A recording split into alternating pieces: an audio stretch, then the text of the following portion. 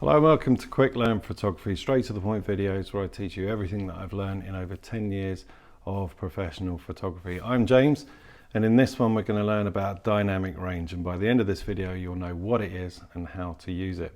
So you might have heard that phrase before, dynamic range, when it comes to photography, especially within editing. Dynamic range, what does it mean? Well, if you watched the previous video about RAW files and what they mean, this really goes hand in hand with that.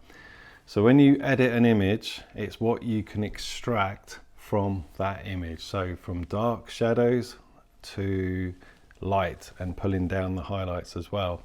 So I use it a lot for shadows, especially. You sort of say you've got a really bright blue sky and you want to keep that blue sky.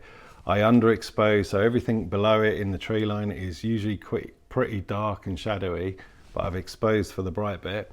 And then when I put the raw files in editing, all the files, then I can pull out all those details. That is dynamic range. It's what you can do with the shot afterwards. Now, these days we kind of see it all the time, perhaps without realizing it, with your mobile phone. When you take an image, up comes a nice image and the shadows are out and everything, because the phone is doing it for you. It's bracketing and layering lots of different shots, and it's getting the best of each range of shadows to highlights and putting them all together, blending them all together, and it's doing it in a split second. So it's a really handy thing to have on your mobile phone. It does, so it helps you having to do that.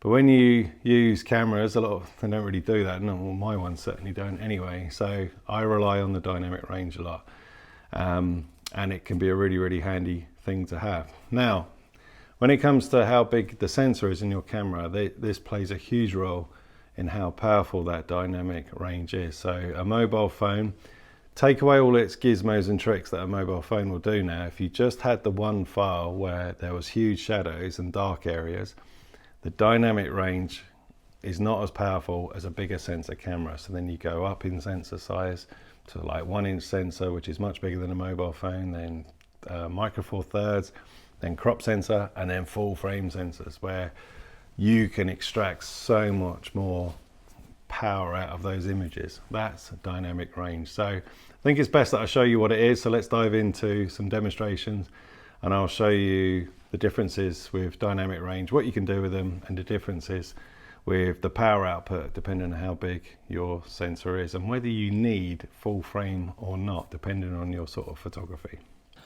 Okay, so here are the three cameras I'm going to use for this test. So first of all, the little Sony RX100. It's got a fixed lens, so I can't show you the sensor, but it's a little beast. Then the crop sensor, the Nikon D7000, and there's the size of the sensor, the crop sensor.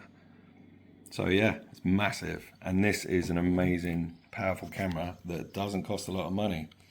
And then the full frame, the Nikon D750. It looks the same as this, but the sensor is twice the size. There's the sensor. See the difference?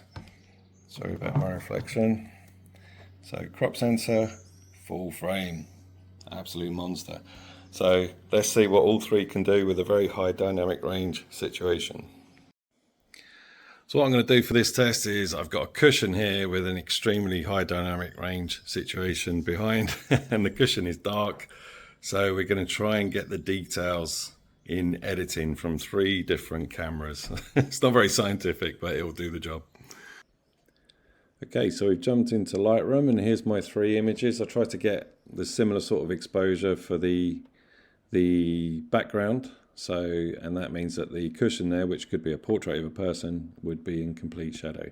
So let's go to the first one here. This is the little 1-inch sensor, the mighty Sony RX100. I think it's the Mark II.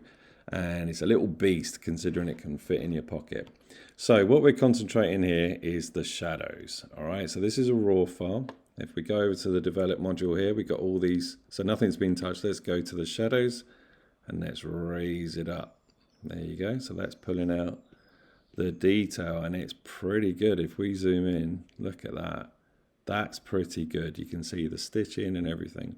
Now, if that's still too dark, we'll just keep it simple and raise the exposure of the whole image and brighten it up a bit. And the details there, but you can start to see the grain coming in. It's very similar to a high ISO image. So it's starting to deteriorate. Now, if this is at a base level ISO, if this was at a really high ISO, it would be really, really bad if you're trying to pull these shadows in. But considering it's so small, this camera, it's doing a very, very good job. And I think this is on par with the latest top of the range smartphones when it comes to dynamic range. Okay, so let's go to the next one now, the Mighty crop sensor. Now this is a Nikon D7000. You can get these for peanuts or anything equivalent, and the sensor in this is huge. So let's concentrate on the shadows again. Let's pull the shadows up and look at the detail. It's amazing.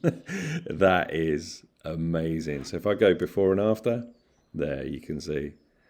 Now, crop sensor cameras are so much cheaper than full frame. So let's go to the full frame now. This is the D750, the Nikon D750. Again, you can get these so cheap now. And this is one of the highest dynamic range cameras you can get. It's really, really good. Let's raise the shadows. Look at that. Absolutely clean. Nothing. But let's look at the crop sensor. If I flick back, it will still be zoomed in. There's not much in it, is there? Not much in it, considering the price difference of crop sensors compared to the full frame. Look at that. Lovely. Now, the only difference with the full frame is if this was in low light and I was trying to pull out shadows when using very high ISO, then it would be better than the crop sensor. But there's not much in it. So you can see the little 1 inch there, 1 inch sensor, small little pocket camera. Done an okay job. Crop sensor, absolutely phenomenal. And full frame, clean as a whistle. Absolutely brilliant. So if we go to the before and afters, that's the full frame. That's the crop sensor. And that's the little pocket camera. So it's just to give you an idea of what you can do with pulling out the shadows. Let's go to the highlights now. Drop the highlights.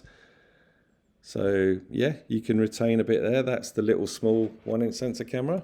Let's do the same on the crop sensor. Drop the highlights. And yeah, it's pulling out the blues there, see? Look at that.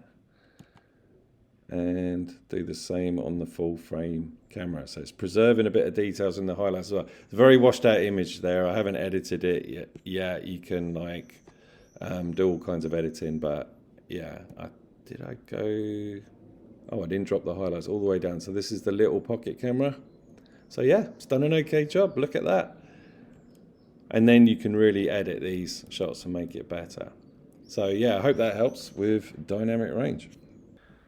Okay, so here's another one. I remember this. I dug it out from an old hard drive. This was a wedding I photographed years ago, a long, long time ago. And this was when I first got the Nikon D750 full frame monster. Before this, I had the Nikon D600, which was the same with dynamic range. Just wasn't as good as autofocusing. But I remember this shot, and it took me a while to dig it out. And I thought, where is it? And yeah, I've got it backed up. So this is the raw file. Now, I didn't go around shooting the wedding like this. This was an extreme situation. It was just a candid shot. They were in this alcove for a bit because it was a really, really hot day. And you can see the details on her dress there are preserved because I've exposed for the highlights. So this, I just remember doing this randomly as like a test shot to see how far I could push the mighty D750. So let's raise the shadows. Brilliant. Let's raise the exposure. Brilliant. Let's drop the highlights. Brilliant. Let's add a bit of contrast. Let's edit the shot a bit. There you go. Raise it up a bit more. Let's add a vignette because it's always nice to add a vignette. There you go. Look at that. Lovely. Look at the detail. So this is full frame. Now let's say, for instance, that the original shot was a mistake and this was a key vital shot. Then having a powerful sensor, and even crop sensors would do this to a degree, not as good but not far off, then you can resurrect a shot and you can make it black and white. And look at that.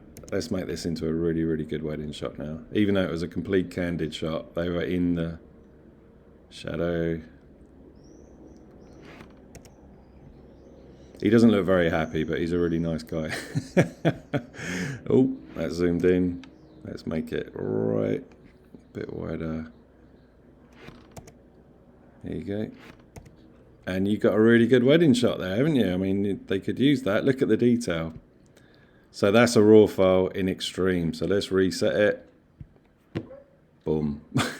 So if you mucked up and did a shot like that and you shot in RAW with a big sensor camera, you can resurrect the shot. So I thought I'd show you this as well. A wedding on the Nikon D750 that I did last year to show you extreme dynamic range. So you can see the edits that I've done there. Let's go to reset because I wanted that hazy wraparound look with this. So I got them to stand in front of the sun coming through the trees. There's the original. Okay, so I shot like that deliberately, got it slightly off kilter here, so I cropped it in a bit. But I wanted to retain the colors, the highlights, and pull out the shadows. So if I go back to history, that's what you can do. So if I drop the exposure there, just to give you an idea, and you can see the highlights as well. Look at that, the highlights are really pulled down because it was a bit blown out. It depends what look you're after, but that's how I edited. So I thought that was a really, really good demonstration of high dynamic range. Okay, so I hope that helps. And like I said, it's amazing to have that capability with dynamic range from a powerful sensor like full frame. What you can put out is incredible. But full frame gear and lenses are usually much more expensive. So you have to ask yourself, do you need that kind of power? Are you going to be pulling out those kind of shadows? If you do, then go for it. You can get full frame cameras for quite cheap now, like older DSLR ones and everything. But that's what dynamic range does, and I've relied on it heavily for years, especially when you're doing quick fire stuff and you haven't got time to bracket and perfectly expose for each section. You just take the shot, underexpose it in the right way, knowing that you can pull the detail out of the shadows. Now, the smaller the camera, as I've said, the sensor, the less power it's going to have. It will deteriorate more and more the more you pull out the dynamic range. Okay, so the bigger the sensor, the bigger the pixels, the better the dynamic range. And it's kind of cheating sometimes. You can shoot in really dark scenarios and just like woof it up, and up comes this amazing clear image. So it's kind of cheating, but it's all part of the editing process. So that's dynamic range. Thanks for watching, and I hope it helped.